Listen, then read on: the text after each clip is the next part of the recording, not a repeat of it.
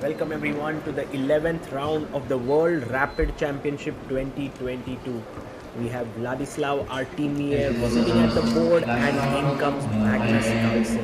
The world champion currently is leading the tournament with 8.5 out of 10 and has a full 1 point lead over the field. So he looks very likely to win this tournament with just 3 more rounds to go. It's a 13 round event. As always, Magnus adjusts his pieces. He likes his knights to be turned sideways and puts all his pawns in place, and we are about to begin. Also, a sip of water. This is Magnus's ritual before the game. He gets ready now. Artemiev is a very strong GM from Russia. The game starts and Artemiev takes his time for the first move. He is a d4 player and generally opens with that move. Takes a good 10 seconds and pushes his pawn to 1d4. Magnus responds with knight f6. And what will Artemiev do? He goes c4. So we are going to have a very classical opening on the board, it seems. No London systems or no Trompowskis or anything of that sort. c4, and now Artemiev has a choice. He sort of goes back to his chair. He can play knight c3 and allow the Nimzo, but he goes knight to f3. And Magnus instantly goes bishop b4 check. You can see Magnus moving pretty quickly out of the opening. He generally likes to take time, but in this case, he sees that his opponent is taking time and he has been thinking about his decisions in Artemiev's time. Bishop d2 played, and now Magnus captures on d2. And queen takes is the correct way to go, because now you have an option to develop your knight on c3, which would not have been possible if you had taken on d2 with the knight. Magnus plays very classically right in the center with d5. And one of the things that White can argue that he's playing for an edge here is that Black's bishop on c8 is not very good. You see all the pawns are on light squares, while after e3 or g3, White's bishop on f1 would be much better. But that's the problem you face when you play Queen's Gambit declined with Black. And once this problem of this bishop is solved, Black should be fine. Magnus castles. And it must be mentioned that Magnus has played this opening before many times. In fact, he played it very recently at the Sinkfield Cup as well with Levon Aronian, with the black pieces, and he plays this when he wants to have a very solid position. He doesn't want to try and push too much, which is the case here because he's leading by 1 full point. Now look at Artemiev. He puts his rook on c1. He doesn't develop his bishop because he wants Magnus to take, which he does, and now he can develop his bishop in one move. So if he had played bishop e2, then he would have had to waste that tempo. Magnus strikes in the center with c5, and next up, he would want to put his knight on c6. Artemiev castles. In the game that we had mentioned with Aronian, the game had gone dc5, rook d8, queen e2, queen c5, and so on, and it was a draw. Here, Magnus takes on d4. White is slightly better because all his pieces are developed, and now knight takes makes a lot of sense. You don't want to go into an isolated queen pawn position here by taking with the pawn on d4. So he's taken with the knight. And now for Magnus is an important moment, because if he goes knight c6, then after knight takes c6, b takes c6, this is a very weak pawn. You never want to play that way. You may want to go rook d8, that is one way, but then the queen has a nice square on e2, so he goes bishop b7. Now, he's solving the problem of his problem piece. He's going to play knight c6, and if you take, he wants to take back with the bishop. Artemiev now puts his bishop back on e2, and perhaps the idea is to put his bishop on f3. If he got this move and he could play directly bishop f3, White would be better. But it's Magnus's move, and he goes knight to c6. And now if bishop f3, then he can maybe decide to take on d4. So let's see what Artemiev does. He plays his bishop to f3. You know, sometimes you have to play openings like this as Black and just equalize and draw the game. This is what Magnus wants to do. It's No rocket science here, no big novelties, nothing. Just simple, solid play. Queen d4. Now, some things to solve here. b7 is hanging. And if you play moves like rook b8, then a7 could hang. So, a little bit of issues here. But Magnus goes rook d8. And his point is that if you take bishop takes b7, he'll play bishop c6, unleashing an attack here and here. That's the reason why Artemiev plays his queen to c4, and now he's threatening to take the pawn on d7. So what should Magnus do? Well, rook c8. Once the rook is off this diagonal, he can even play b6. So queen e2 here. And now do you go b6, or why not just exchange the bishop with c6? Bishop c6 there.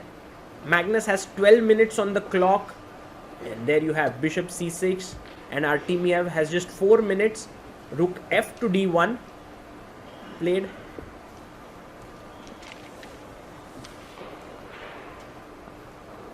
And Magnus looks very calm right now, and Artemiev has taken a lot of time. He's taken 11 minutes to reach here. Bishop takes f3, takes with the queen. And how should Magnus continue? One idea can be to just play b6. The other one could be to play queen b4. And he does it. And now he's putting pressure on b2 point. Not that it cannot be defended, but it's slightly tricky. He must come back with the queen, and he does so. Queen e2. Defending b2. It just feels like a draw offer is somewhere in the air. You know, someone will offer a draw. g6. Just taking away all back rank issues, and also at some point you can play your king to g7, which would be a nice useful move to make. And Artemiev also does the same. He plays h3, and there you have Magnus king g7. Magnus is a master of making little improving moves. You know, g6 king g7 came to him so naturally. Rook c2. So I guess what Artemiev wants to do is go rook d2 and trade the rooks down the d file. But before he can do that, Magnus exchanges on d1. Queen takes d1.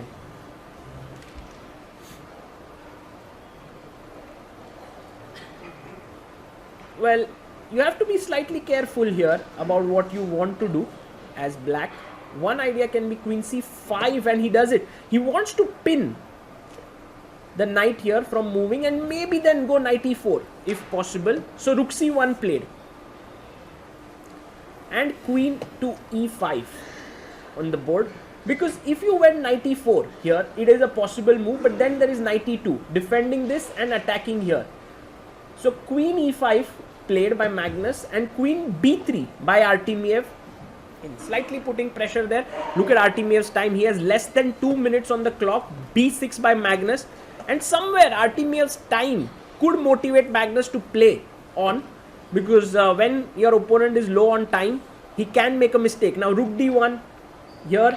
A good move can be h5, h4, trying to clamp down space. Also rook c5 can be an idea here.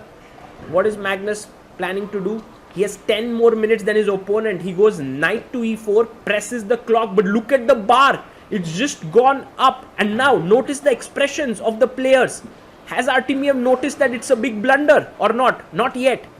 You just don't see it. He takes a pawn in his hand, and look at that. He just saw it, and look at Magnus's expressions. He has seen that it's a blunder. Guys, f4 is coming up. Look at Artemiev just zoning in. Magnus trying to keep a poker face because he doesn't want to reveal, but there was a small expression on his face there where he said, oh my god, I've blundered. Oh my god, what have I done? And Artemiev goes f4, and look at Magnus. He sees that that's a huge mistake and smiles there, because it was such an equal position. From there, the world champion just can't believe what he has done. He's just so unhappy. All ranges of emotions on his face. f4. Now if the queen goes to f5, there is g4. And Magnus is so upset, because he generally doesn't blunder like this. This is a blunder of a complete piece. And there he goes back in his chair. What an unfortunate move. Knight e4 there by the world champion. And there's nothing to be done. He goes queen f5, and Artemiev instantly goes g4. Rook takes c3. But after the smoke is cleared, rook b3, ab3, Artemiev is an exchange up. Yes, Magnus has one pawn, but the white rook is super active and Artemiev just knows what he wants to play. He's just double checking here. Rook d7, rook moves to the 7th rank, attacks the a7 pawn. And it's all over. There's nothing much to play for because the rook is just so active. He's going to clean up both these pawns and then the b pawn will start running down the board. Magnus Carlsen shaking his head there. There's not much that the world champion can do here. He just has to play a few more moves. He can also resign here with a clear conscience. But what a turnaround in this tournament, because Magnus had 1 full point lead before the start of this round, and now with this loss Artemiev will catch up with him. Rook a7, attacking the a6 pawn.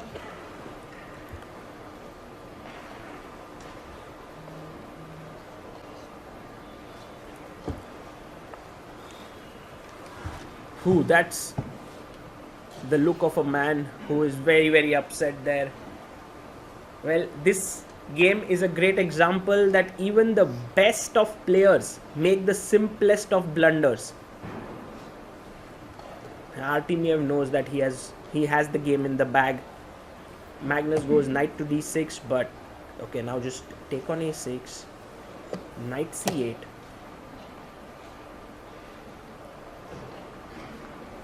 Maybe just rook a8, kick the knight away. Yes, he does that.